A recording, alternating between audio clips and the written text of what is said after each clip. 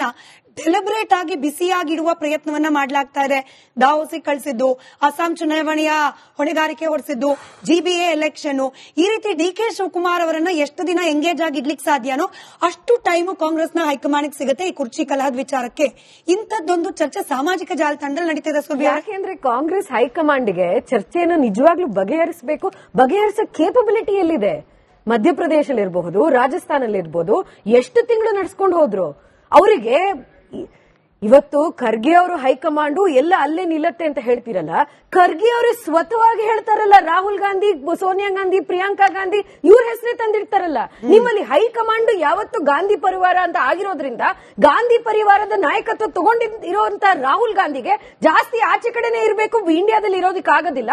ಹಾಗಾಗಿ ಅವ್ರು ಬಂದ 50 second, 30 second, 60 second Tamil Nadu election ಹೋಗ್ತಿರೋ ಟೈಮಿನಲ್ಲಿ ಇಲ್ಲಿ ಬಂದು ನಿಂತ್ಕೊಳ್ತಾರಲ್ಲ, ಅವಾಗ ನಮ್ಮ ಮುಖ್ಯಮಂತ್ರಿಗಳು, ಉಪಮುಖ್ಯಮಂತ್ರಿಗಳು ಅಲ್ಲಿ ಹೋಗಿ ಒಂದೊಂದಿಷ್ಟು ಮಾತಾಡೋದಕ್ಕೆ ಅವ್ರಿಗೆ ಅವಕಾಶ. ಜರ್ಮನ್ ಚಾನ್ಸಲರ್ ಬರೋ ಸಮಯದಲ್ಲಿ ನೀವು ಹೋಗಿ ರಾಹುಲ್ ಗಾಂಧಿಯಿಂದ ಒಂಚೂರು ಏನಾದ್ರೂ ಸಿಗತ್ತಾ ಅಂತ ಒಂದು ಅವಕಾಶದ ಬೆಗ್ಗಿಂಗ್ ಬೋಲ್ ಇಂದ ಹೋಗ್ತಿರಲ್ಲ. ನೀವು ನಮ್ಮ ಪಕ್ಷದ ಬಗ್ಗೆ ಮಾತಾಡ್ತೀರಾ. ನಮ್ದು ಇವತ್ತು youngest president, national president Nitin Nabin ಅವರಾಗಿದ್ದಾರೆ. ನಿಮಗೆ ಒಂದು ರಾಜ್ಯದ ಒಂದು ಮುಖ್ಯಮಂತ್ರಿ ವಿಷಯವನ್ನ ಇಷ್ಟು ಕೇಳಿಸ್ಕೊಳ್ಳಿ. ಆದ್ರೂ ನಾವು ಮಾತಾಡ್ತಾ ಇರೋದು ಒಬ್ರು ಮುಖ್ಯಮಂತ್ರಿಯ ಪ್ರಶ್ನೆ ಇಲ್ಲಿ ಬಂದಿರುವಂತದ್ದು. ಯಾವುದೇ ಆದಂತಹ ಪಕ್ಷದ ಅಧ್ಯಕ್ಷರಲ್ಲ. ಮುಗ್ಸಕ್ ಬಿಡಿ ಲೋಹಿತ್ ಅವರೇ, ನೀವು ಇವತ್ತು ಇದು ಎಲ್ಲಾನು ಮಾಧ್ಯಮದ ಸೃಷ್ಟಿ, ಇದು ಎಲ್ಲಾನು ಬಿಜೆಪಿಯ ಸೃಷ್ಟಿ ಅಂತ ಹೇಳ್ತಿರಲ್ಲ. ಜನ ಕಿವಿ ಮೇಲೆ ಹೂ ಇಟ್ಕೊಂಡು ಕೂತಿಲ್ಲ, ಅವ್ರಿಗೆ ಕಾಣಿಸ್ತಾ ಇದೆ. ಇಕ್ಬಾಲ್ ಹುಸೇನ್ ಅವ್ರು ಮಾಡಿರುವಂತಹ ಸ್ಟೇಟ್ಮೆಂಟ್, ಅವರು ರಾಜಣ್ಣ ಅವ್ರು ಮಾಡ್ತಾ ಇರುವಂತಹ ಸ್ಟೇಟ್ಮೆಂಟ್ ಇರ್ಬೋದು. ಎಷ್ಟು ಜನ ಡೆಲ್ಲಿಗೆ ಹೋಗಿ ಬಂದು ಅವರು ಒಂದು ಸಡನ್ ಆಗಿ ನವೆಂಬರ್ ಕ್ರಾಂತಿ ಅಂತ ಶುರುವಾಯ್ತಲ್ಲ.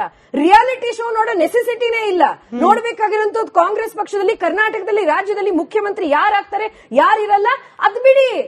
ಅವ್ರು ಉಪಮುಖ್ಯಮಂತ್ರಿಗಳು, ಮುಖ್ಯಮಂತ್ರಿ ಟ್ವೀಟ್ ಮಾಡೋದು, ಅವರು ಸೋಷಿಯಲ್ ಮೀಡಿಯಾ. ನೀವು ಮಾತಾಡಿದ್ರಲ್ಲ ಬಹಳಷ್ಟು ನಿಮಿಷ, ತಾಳಿ ಕೇಳಿಸ್ಕೊಳ್ಳಿ ದಯವಿಟ್ಟು. ಯಾಕೆಂದ್ರೆ ಇದು ನಿಮ್ಮ ಪಕ್ಷದ ಮಾತ್ರ ಅಲ್ಲ, ಇದು ಕರ್ನಾಟಕದ ರಾಜ್ಯದ ವಿಷಯ. ರಾಜುಗೌಡ್ರು ಹೇಳ್ದಂಗೆ ಅವರು ಗೃಹಲಕ್ಷ್ಮಿನಲ್ಲಿ 2 ತಿಂಗಳು ದುಡ್ಡು ಕೊಟ್ಟಿಲ್ಲ ಅಂತ ಹೇಳಿದಾಗ ಲಕ್ಷ್ಮೀ ಹೆಬ್ಬಾಳ್ಕರ್ ಅವ್ರು ಏನ್ ಹೇಳಿದ್ರು ನನಗೆ ಗೊತ್ತಿಲ್ಲ. ಫೈನಾನ್ಸ್ ಮಿನಿಸ್ಟ್ರಿ ಬರೋದು ಯಾರ್ ಕೆಳಗಡೆ ಬರೋದು? ಫೈನಾನ್ಸ್ ಮಿನಿಸ್ಟ್ರಿ ಸಿದ್ದರಾಮಯ್ಯ ಅವ್ರ ಕೆಳಗಡೆ ಬರೋದು.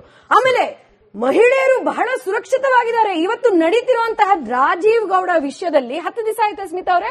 10 ದಿವಸದಲ್ಲಿ 12 ದಿವಸದಲ್ಲಿ ನೀವು ನಿಮ್ಮ ಕಾರ್ಯಕರ್ತರು, ನಿಮ್ಮ ನಾಯಕರನ್ನ ಯಾರು ಎಲೆಕ್ಷನ್ ಕಂಟೆಸ್ಟ್ ಮಾಡಿದಾರ ಅವ್ರ ಬಗ್ಗೆ ನೀವು ಗಟ್ಟಿಯಾಗಿ ಒಪ್ಪಿಗೆ ಒಂದು ಮಾತಿನಿಂದ ನೀವು ಅವ್ರ ಅರೆಸ್ಟ್ ಮಾಡಿ ಅಂತ ನಿಮಗೆ ಹೇಳಕ್ ಆಗ್ತಾ ಇಲ್ಲ. ಸರಿ, ಸರ್ಕಾರ ನಡೆಸೋದಕ್ಕೆ KH ಮುನಿಯಪ್ಪ ಅವ್ರು ಹೇಳ್ತಾ ಇದಾರಾ? ಹೌದಾ? ಮುನಿಯಪ್ಪ ಅವ್ರು ಬೈಟ್ ಬೇಕರ್ ಪ್ಲೇ ಮಾಡ್ತೀನಿ ಸರ್. ಮುನಿಯಪ್ಪ ಅವ್ರು ಹೇಳಿದ್ದು ನಮ್ಮ ಪ್ರತಿನಿಧಿ ನೀನು ಅರೆಸ್ಟ್ ಮಾಡು ಅಂತ. ಅದೊಂದು ಫಸ್ಟ್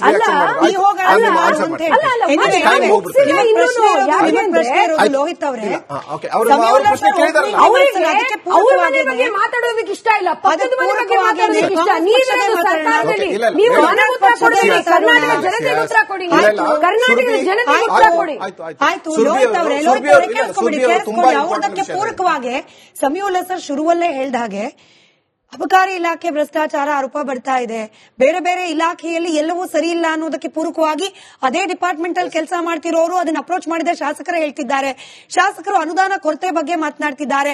ಇಷ್ಟೆಲ್ಲ ಸಮಸ್ಯೆಗಳು ಈ ಮುಖ್ಯಮಂತ್ರಿ ಕುರ್ಚಿ ಅಭದ್ರತೆ ಇಲ್ಲದೆ ಹೋದ್ರೆ ಹೀಗೆ ಇದೇ ಸ್ವರೂಪದಲ್ಲಿ ಇರ್ತಿತ್ತ ಅನ್ನೋ ಅನುಮಾನ. ಈಗ ನೀವು ಹೇಳಕ್ಕಿಂತ ಮೊದಲು ಸುರ್ಬಿ ಅವರು ತುಂಬಾ ವ್ಯಾಲಿಡ್ ಪಾಯಿಂಟ್ ಅನ್ನ ಹೇಳಿದ್ರು. ಇದೊಂದು ಒಂದು ಕುಟುಂಬ ಕಂಟ್ರೋಲ್ ಮಾಡ್ತಾ ಇದೆ ಹೈಕಮಾಂಡ್ ಆ ರೀತಿಯಾಗಿ. I agree that. ಯಾಕೆ ಅಗ್ರಿ ಆಗ್ತೀನಿ ಅಂತಂದ್ರೆ, ಈ ಕುಟುಂಬ ಏನ್ ನಾವೇನ್ ಹೇಳ್ತಾ ಇದ್ದೇವೆ ಅದೊಂದು ನೆಹರು, ಇಂದಿರಾ ಗಾಂಧಿ, ರಾಜೀವ್ ಗಾಂಧಿ, ಸೋನಿಯಾ ಗಾಂಧಿ ಇಂಥವರೆಲ್ಲ ಅವರ ತ್ಯಾಗವೂ ಇದೆ, ಅಲ್ಲಿ ಜೀವನೂ ತ್ಯಾಗ ಮಾಡಿದ್ದಾರೆ.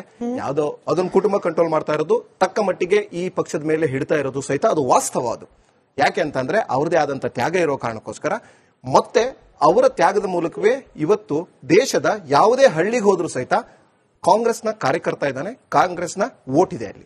ಸೊ ಒಂದ್ ನಿಮಿಷ ಅವ್ರು ಹೇಳಿದ ಮುಗಿಸ. ಮತ್ತೆ DKಶಿ ಅವರ ಸಮಯ ಕೊಡಿ ಪ್ಲೀಸ್. DKಶಿ ಅವರಿಗೆ ಯಾವುದೋ ಅಸೈನ್ಮೆಂಟ್ ಕೊಟ್ರು ಅಂತ.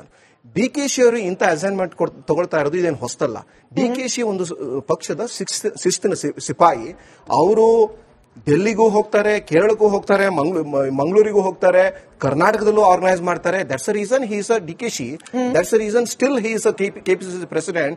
That's a reason still he is a Bangalore one of the powerful minister ಅವರು. ಅರ್ಥ ಆಯ್ತಾ? ಇವತ್ತು ಅವರು ಕ್ಲೇಮ್ ಮಾಡ್ತಾ ಇದ್ದಾರೆ, ಡಿ ಕೆ ಶಿ ಅವರು ಇವತ್ತು ನಾನೊಬ್ಬ ಪ್ರತಿನಿಧಿ ಇದ್ದೇನೆ, ನಾನು ಚೀಫ್ ಮಿನಿಸ್ಟರ್ಶಿಪ್ಗೆ ಕ್ಲೇಮ್ ಮಾಡ್ತಾ ಇದ್ದಾರೆ. Nothing wrong. ಲೈಕ್ ವೈಸ್ ಒಂದು ನಿಮಿಷ ಕೇಳಿ BJP thank you so much Lohit sir. Thank you so much. You continue. ಅದೇ ರೀತಿ he is powerful, he is visible. That's a reason ಅವ್ರ ಬಗ್ಗೆ ನಾವು ಜಾಸ್ತಿ ಚರ್ಚೆ ಮಾಡ್ತಾ ಇದ್ದೇವೆ.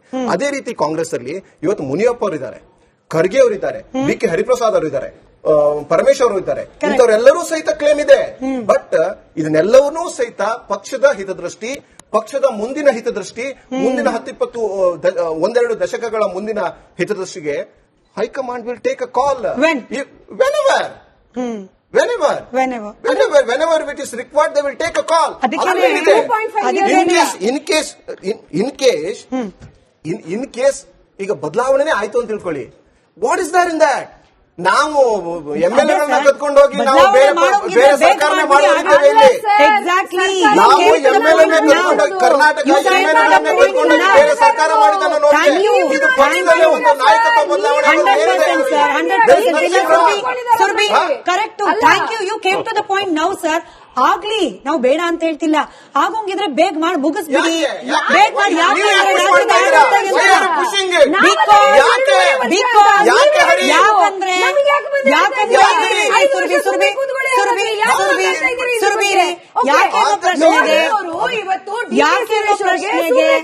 ಬಿಜೆಪಿ ಅಲ್ಲ ಉತ್ತರ.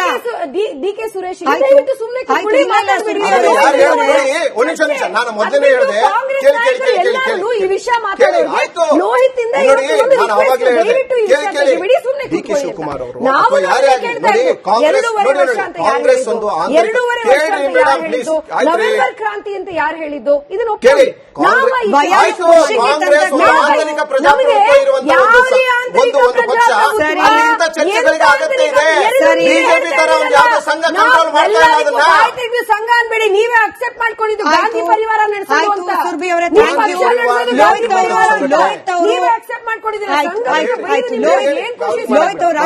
ಲೋಹಿತ್ ಅವ್ರು ಹೇಳ್ತಿದ್ದಾರೆ, ನಿಮ್ಗೆ ಯಾಕೆ ಅರ್ಜೆಂಟು? ಅವ್ರು ಯಾವಾಗ ಬೇಕಾದ್ರೂ ಮಾಡ್ತಾರೆ. ನಾನು ಮತ್ತೊಮ್ಮೆ ಹೇಳ್ತೀನಿ, ಬೇಕಾದ್ರೆ 100 ಬಾರಿ ಹೇಳ್ತೀನಿ, ಕೆಪಿಸಿಸಿ ಅಧ್ಯಕ್ಷಗಿರಿಯ ಬದಲಾವಣೆ ಬಗ್ಗೆ ನಮಗೆ ತಲೆ ಬಿಸಿನೇ ಇಲ್ಲ ಸರ್. ಸೇಮ್ ವಿತ್ ಬಿಜೆಪಿ ಅಧ್ಯಕ್ಷರು ಇರ್ತಾರೋ ಬಿಡ್ತಾರೋ ಜನರಿಗೆ, ನಾನು ಹೇಳ್ತಿರೋದು ನನಗೆ ಅಂದ್ರೆ ನನಗಲ್ಲ, ಜನರಿಗೆ ಕ್ಷಮೆ ಇರಲಿ, ಜನರಿಗೆ ತಲೆ ಬಿಸಿ ಇರೋದು ರಾಜ್ಯದ ಮುಖ್ಯಮಂತ್ರಿ ಕುರ್ಚಿ ವಿಚಾರ. That's why we are debating on it. ಮುಖ್ಯಮಂತ್ರಿ ಕುರ್ಚಿಲಿ ಇಷ್ಟೊಂದು ಅಸ್ಥಿರತೆ ಇದ್ರೆ ಪ್ರಶ್ನೆ ಕೇಳಬಾರ್ದ ರಾಜುಗೌಡ್ರೆ? ಇಲ್ಲ, 3 ಪಾಯಿಂಟ್ ಇಲ್ಲಿ ನೋಟಿಸ್ ಮಾಡಬೇಕು. ಫಸ್ಟ್, MLAಗಳನ್ನ ಆ ಕಡೆಯಿಂದ ಈ ಕಡೆ ಕರ್ಕೊಂಡೋದಂತ ಕೀರ್ತಿ ಕಾಂಗ್ರೆಸ್ ಪಕ್ಷಕ್ಕೆ ಸೇರ್ಬೇಕಾದ್ದು. ಅವ್ರಿಗಿಲ್ಲ ಅಂದ್ರೆ ಇತಿಹಾಸದ ಪುಸ್ತಕನೇ ಕೊಡ್ತೀನಿ.